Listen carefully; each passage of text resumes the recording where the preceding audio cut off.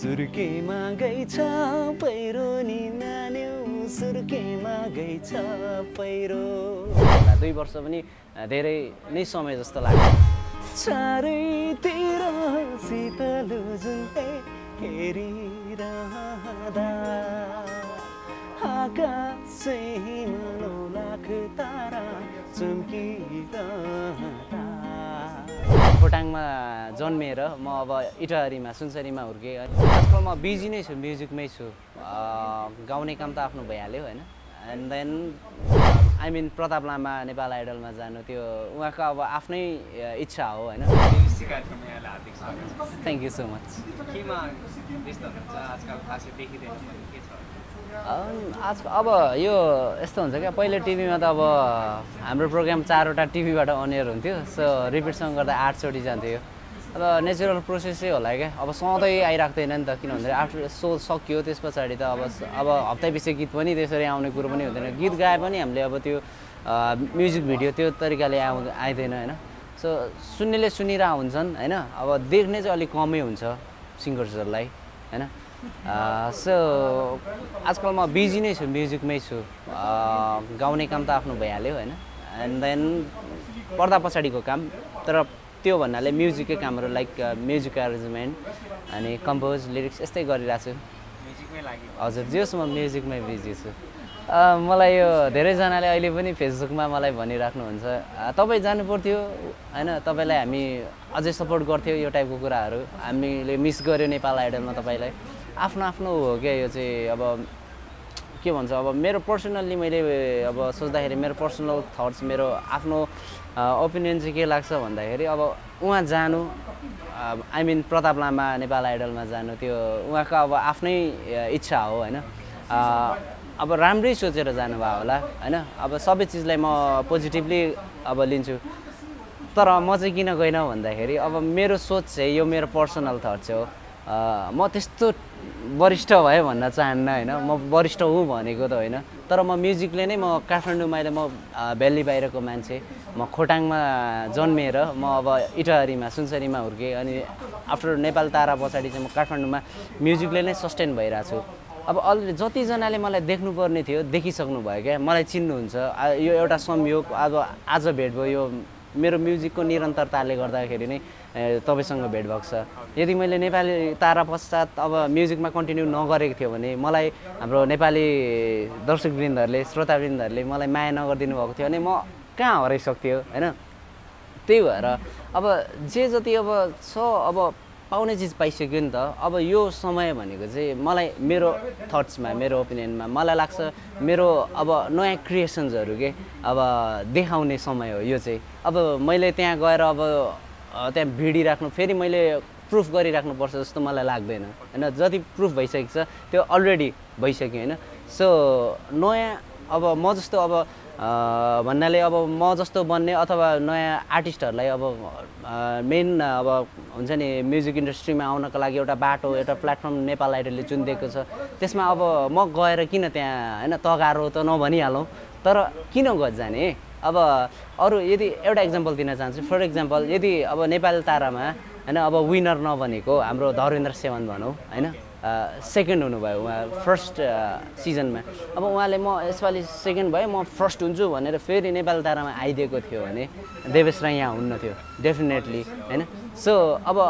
त्यस्तो धेरै इक्जाम्पल छ सो म चाहिँ अरू नयाँ आर्टिस्टलाई नयाँ मान्छेलाई चान्स दिनुपर्छ भनेर म चाहिँ नगएको छ नयाँ क्रिएसन्सहरू धेरै छ कुन सुनाउँ मेरो आफ्नै अघि मैले भनिहालेँ एरेन्जहरू गरिरहेको छु सो मेरो आफ्नै शब्द सङ्गीत एरेन्ज मेरो आफ्नै भोकल्स भएको भर्खरै नयाँको गीत छ सिममा म अहिले अलिकति नेपाल तारा मलाई रक स्टार भन्थ्यो है तैपनि मलाई चाहिँ फोकमा अलिकति त्यो अलिक मनपर्छ कि झ्याउरे भाकाको एउटा सिम्मा भन्ने गीत छ भर्खरै लन्च भएको छ त्यो धेरैजनाले मन पराइदिनु भएको छ अनलाइनमा सो त्यही गीत प्रस्तुत गर्न चाहन्छु सिम्मा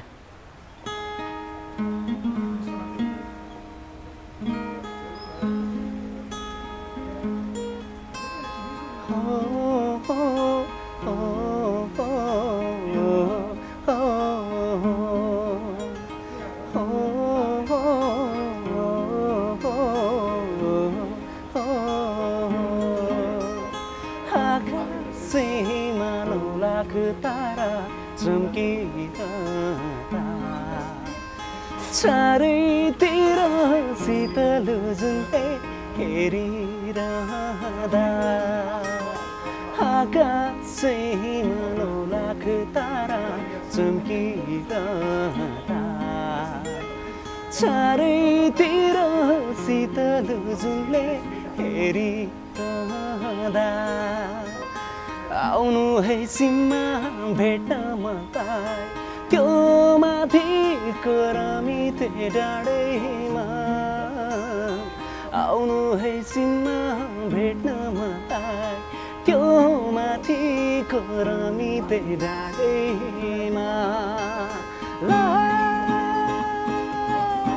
झुटो होइन यो कुरा साँचो यो ज्यानलाई तिम्रै नै खाँचो भो ए झुटो होइन यो कुरा साँचो यो ज्यानलाई तिम्रै नै खाँचो भो थ्याङ्क यू त्यो अघि भनिहाले धेरैजनाले भन्नुहुन्छ तपाईँ जानु पर्थ्यो हामीले मिस गर्यो भनेर है मैले किन गएन भनेर त अघि मैले उहाँहरूलाई भनिरहेको हुन्छु अहिले भर्खरै पनि अघि प्रिभियसली भनिहालेँ अनि उहाँहरूलाई चाहिँ म के भन्न चाहन्छु भन्दाखेरि अब जसले अब मलाई पर्सनल्ली लाइक मलाई मसँग मैले मेरो टेक्स्टहरू पुगेको थिएन उहाँहरूलाई चाहिँ के भन्न चाहन्छु भन्दाखेरि अब त्यही हो अब नयाँलाई चान्स दिनको लागि म गएन म वरिष्ठ भएँ भन्न खोजेको त होइन तर अब जुन तरिकाले तपाईँहरूले मलाई सपोर्ट गरिदिइराख्नु भएको थियो पहिले स्टिल गरिराख्नु भएको छ होइन यस्तै अब फ्युचरमा पनि गरिदिनु होला होइन सो त्यसकारण चाहिँ म अलिक अगाडि बढ्न सकूँ यहाँसम्म आइसकेको छु होइन तपाईँहरूको साथ सपोर्ट नभएको थियो भने म सायद डेफिनेटली म अहिले ब्याक टु फेरि पूर्व कतै गएर फेरि म्युजिकदेखि अरू कतै लागिसकेको हुन्थ्यो होला 2 वर्ष पनि धेरै नै समय जस्तो लाग्छ मलाई होइन किन भन्दाखेरि अब छोटो छ जिन्दगी छोटो छ त्यसमध्ये पनि हामीले धेरै काम गर्नु छ सो माया गरिदिनुहोस् त्यसरी नै अब किन भन्दाखेरि अब यो चाहिँ अब नेगेटिभली भनेको होइन नेपाल आइडलमा जान बित्तिकै मैले विनर हुन बित्तिकै सबै चिज हुन्छ भन्ने पनि होइन किन भन्दाखेरि आफ्टर अल त्यहाँबाट आएपछि पनि अब रियल जर्नी चाहिँ त्यहाँबाट स्टार्ट हुन्छ कि सो अब त्यो जर्नी मैले स्टार्ट गरिसकेको छु भने म किन जाने होइन त्यही भन्न चाहन्छु 2 वर्षको बिचमा अब म्युजिक बाहेक म कहीँ पनि गएन है मैले एल्बम लन्च गरेँ एन्ड द जर्नी बिगन भन्ने अनि त्यसको 4वटा जति चाहिँ मैले 7वटा गीत थियो 4वटाको म्युजिक भिडियो बनाउन सकेछु होइन आफ्नै त्यो पर्सनल भन्दाखेरि एन्ड देन ब्याक टु अहिले भर्खरै यो अघि सुनाएको गीत सिम्मा त्यो भयो अनि अरू गीतहरू पनि मैले गरेँ अनि अब अरू फेरि लाइक अरूको प्रोजेक्ट्समा जस्तै भन्दाखेरि कलेक्सन एल्बमहरूतिर पनि गीत गाएँ होइन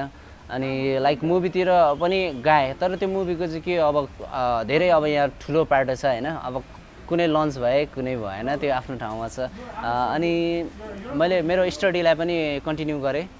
म कमर्स पढिरहेको थिएँ यता ब्याक भएर फेरि अब म्युजिक भइसक्यो होइन मेन सो म ललित कलामा जोइन भएर फेरि म्युजिकलाई आफ्नो ब्याचलर अहिले त्यहाँ गरिरहेको छु म अनि अर्को भन्दाखेरि चाहिँ मैले के गरेँ भन्दाखेरि मैले मेरो म्युजिकल जर्नीलाई 2 तरिकाले अहिले सेपरेट गरेको छु एउटा चाहिँ कमर्सियल्ली जुन चाहिँ अब कमर्सियल अब त्यसको नभनौँ कमर्सियल्ली छु अर्को चाहिँ मेन चाहिँ मैले फोल्क बेसको कामहरू गरिरहेको छु जस्तै यो पनि अघिको एउटा फोल्क गीत थियो अनि त्यो टाइपको अनि मेन चाहिँ कलेक्सन गरिरहेको छु म रिसर्च बेसमा त्यो चाहिँ मैले अब आफ्नो लागि मलाई मनको शान्तिको लागि नि आफ्नो सेटिस्फ्याक्सनको लागि म कुनै ठाउँमा अब प्रोग्राममा गएँ भने जाँदाखेरि अथवा मलाई एकदम टुर गर्न पनि मनपर्छ टुर गर्दाखेरि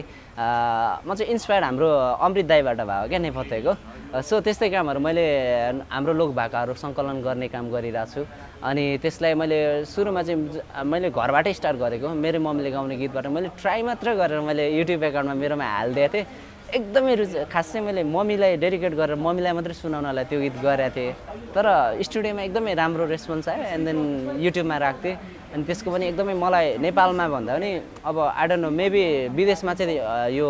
अब इन्टरनेटको एक्सेस अलिकति राम्रो भएर हो कि बाहिरबाट एकदमै राम्रो सपोर्ट आयो कि राम्रो तपाईँले यस्तो गर्नुपर्छ यो टाइपको अनि त्यस पछाडि चाहिँ हो अब एउटा नेपाली आर्टिस्ट भइसकेपछि होइन अब कमर्सियल काम नगरी त अब कामै छैन होइन बिसाइड द्याट अब एउटा म नेपाली कलाकार भएकोले होइन मैले नेपाली म्युजिक इन्डस्ट्रीमा के गरेँ नेपाली म्युजिकको के छ त मेरो योगदान के रहन्छ अब अहिले त ठिकै छ 2 वर्ष भयो होइन अबको 20 वर्ष पछाडि अथवा 25-30 वर्ष पछाडि जब म अब अलिक बुढो हुन्छु भनौँ न होइन त्यति बेलामा अब देवेश राईले के गर्यो भनेर नयाँ पुस्ताले त्यो टाइमको पुस्ताले हेर्दाखेरि मेरो प्रोफाइल खोज्दाखेरि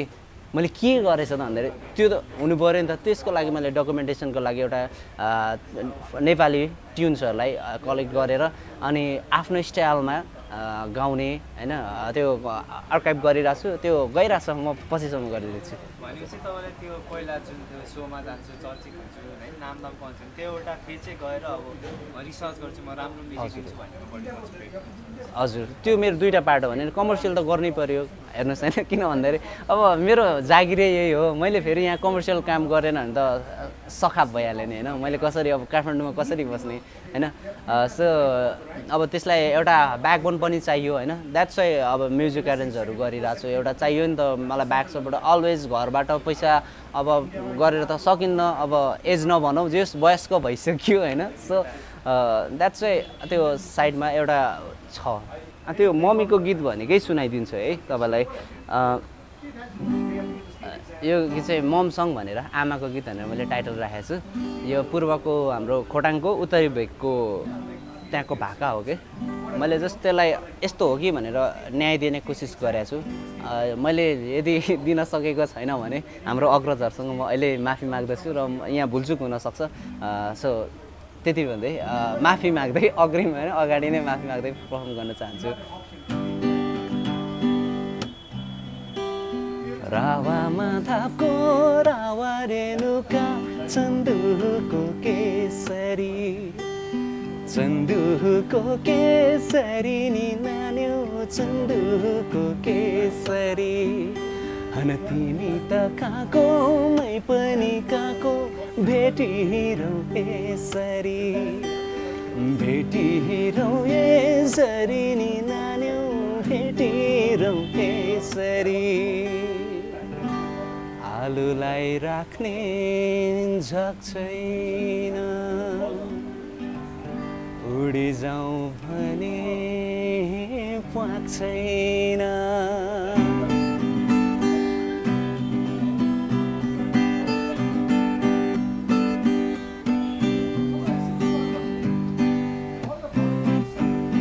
हिमालय चुली त्यो पल्लोपट्टि सुर्केमा गइछ पहिरो नि नान्यो सुर्केमा गइछ पहिरो माया है बस्यो है सजिलो पिरती बस्यो गहिरो नि नान्यो पिरती बस्यो गहिरो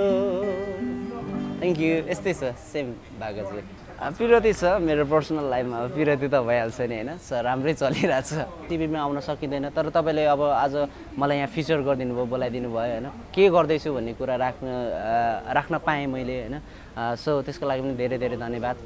यदि तपाईहरुलाई हाम्रो भिडियो मन परेमा लाइक कमेन्ट शेयर गरिदिनुहोला साझा इन्टरटेनमेन्ट च्यानललाई सब्स्क्राइब गर्न नबिर्सिनुहोला।